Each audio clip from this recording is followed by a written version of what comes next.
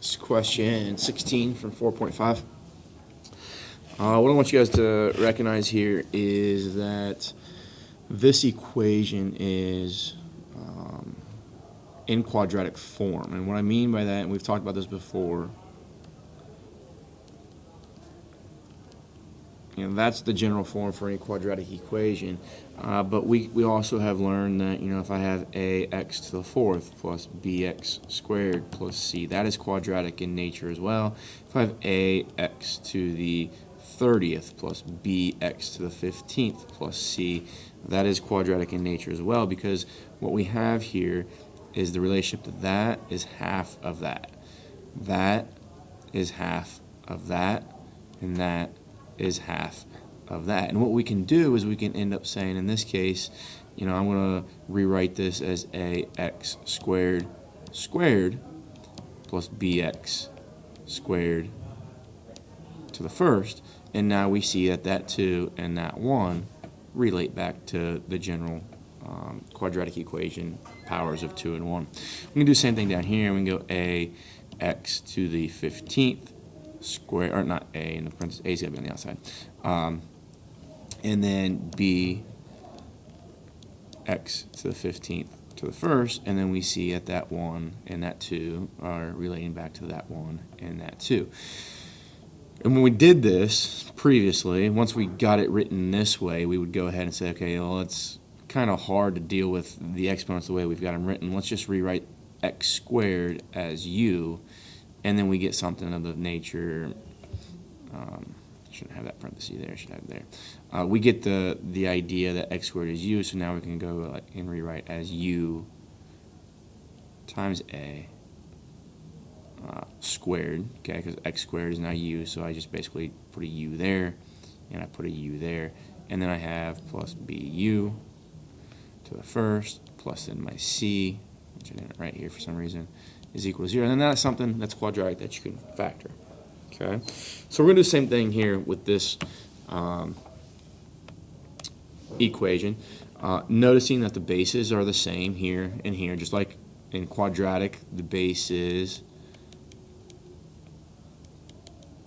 the same. It's that x and that x, right? So here they're the same, so we're good to go. We have what we need. So what I'm going to do is I'm going to first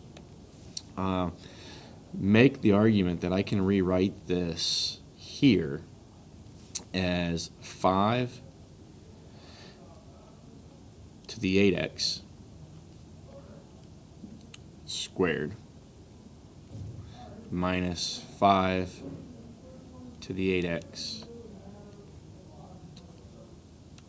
to the first minus 20 is equal to 0. And now you see the 2 and the 1 relate back to the quadratic format. Now we can do this because when I have a power raised to a power, 8x raised as a power to this power of 2, we multiply those together and we get the 16x. 8x times the 1 gives me 8x. So we do know that this is an equivalent format of what we started with.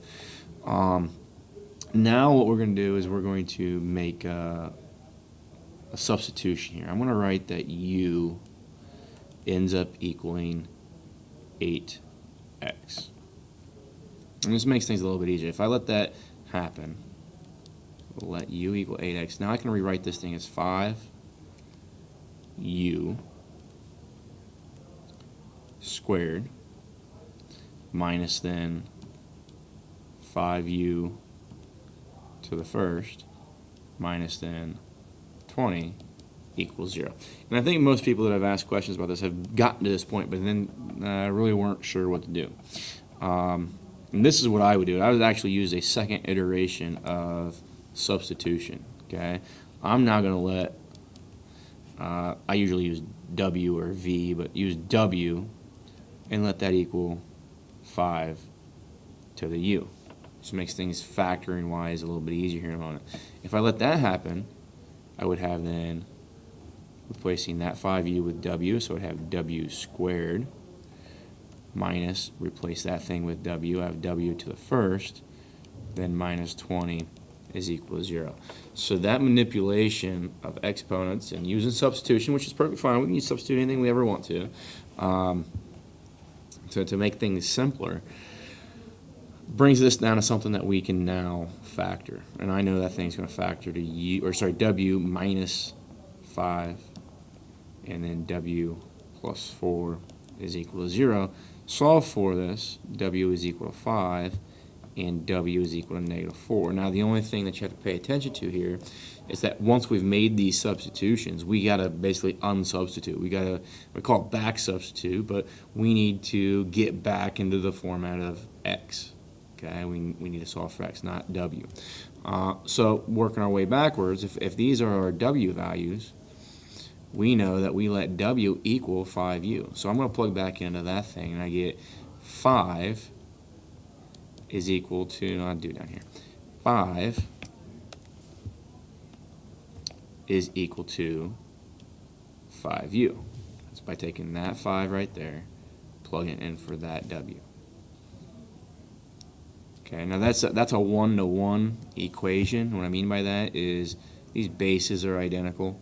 So you can say that in order for this to be a true statement, these exponents have to be identical. So u has to be 1. Okay. I also then have to use this one. W is negative 4. So I'm going to go negative 4 is equal to 5u. Okay. Now in this situation, they're not one-to-one. Okay, and this could be, we could use this technique that I'm using now over here as well. Maybe I will in a moment to show you get the same result. But now if I want to solve for u, because that's what the goal is, we have to use logarithms to get that u out of the exponent. So I'm going to take the natural log of both sides. So I get natural log of negative 4, and I get then a natural log of this thing. If you remember what we did with natural logs, if I have the natural log of a to the c, I can rewrite that as c times the natural log of a. So I'm going to bring out the u, that's that c right there, and then have the natural log of 5. Well, we could actually stop right there, and I could have stopped instantly when I wrote this down. But going a little bit further, we might say, this is actually ln of negative 4 over ln of 5. However, what that means is that we end up getting a non-real solution because you cannot take the natural log of a negative number. So what happens is this negative 4 is really an extraneous solution. If you were a person that didn't recognize right away that this was one-to-one and that u had to equal 1, you could do the exact same work that I just did with that. So we could say, okay, 5 to the first is equal to 5u. Okay, or 5 to the u, maybe write it that way. I take the natural log of both sides, so natural log of 5 is then equal to u times the natural log of 5, and then divide both sides by natural log of 5, so we get natural log of 5 divided by natural log of 5 is equal to u. So hopefully you realize that that is still just 1. Now that didn't solve for what we wanted, but I just solved for u. Well, now that I know what u is, can I plug u in right here and solve for x? I now know that u had to be 1, and that should equal 8x. So now divide by 8, and I get 1/8 is equal to x. Mine works out pretty nice. I don't know what they ask you. I think they ask you around a certain decimal. Mine terminates. So x equals 0.125. And what is really nice about that is if you've evaluated that, you should be able to come to our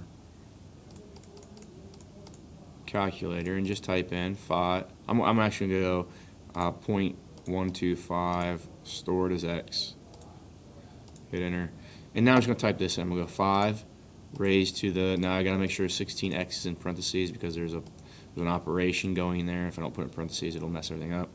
But then minus 5 to the 8x, and then minus 20. And if I have done this correctly, I should get 0 back. Okay. Alternatively, if all you're interested in finding the solution, you're just finding x, say this is on the ACT, and they give me that question, I don't know that they would, we can use our calculator. Now it might be, I don't know how ugly this graph is going to be, but we should be able to just type in this concept, or this equation, and use our concept of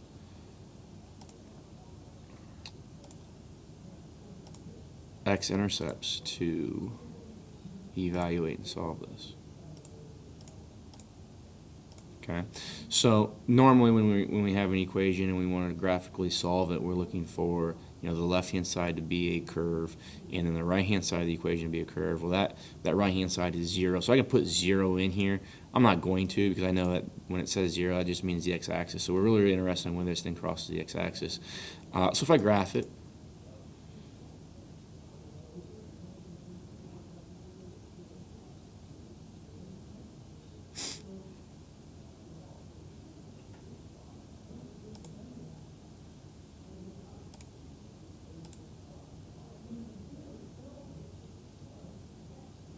okay. So when I graphed it and it was initially not doing anything, my thought was that I was zoomed out too far. This thing is really hugging the y-axis. So I should probably even maybe zoom in a little bit further, which is just something that we maybe have to pick up on doing these a couple times. Right now, this is my y-axis. This is the law, or the equation here, 5 to 16.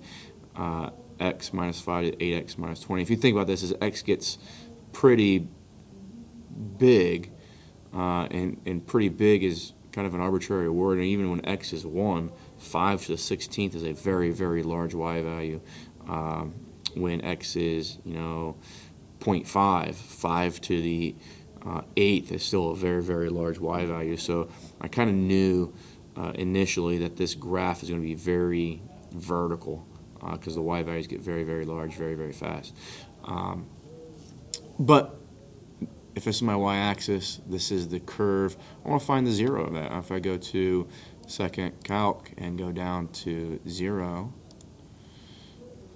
okay, and ask for a left bound. Right now we see our x value is at 0 and our y value is at negative 20. That's okay, I'll just hit enter there. And now it says a right bound, so I'm going to take my cursor and move it. I don't even know if it'll show me my cursor at some point here.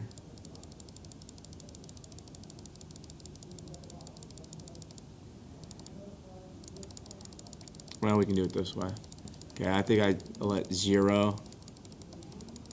It didn't show. So as I scroll through here, it never shows me my cursor on my screen. But we can use the intermediate value theorem that says if you know you have an x coordinate that provides a y value that is negative, and so I hit enter there, and now if I keep going, and now I create, if I look right there, that's the first x value that my calculator provides a positive y value. So I know I have jumped across the x-axis. So I chose a point that is below the x-axis, and now I've jumped across it, and I've got a point above it. Hit enter, and now the calculator is going to say, okay, it's going to find that 0 that is in between those two marking points that I created. Hit enter, and there you see that 0.125 that we found algebraically. There's a little bit of, I guess, understanding of what your curve would look like if you're going to use your calculator. It probably looks a lot better if you were to use Desmos or GeoGebra, just because of the graphing capabilities of those programs. But that's an approach you can use.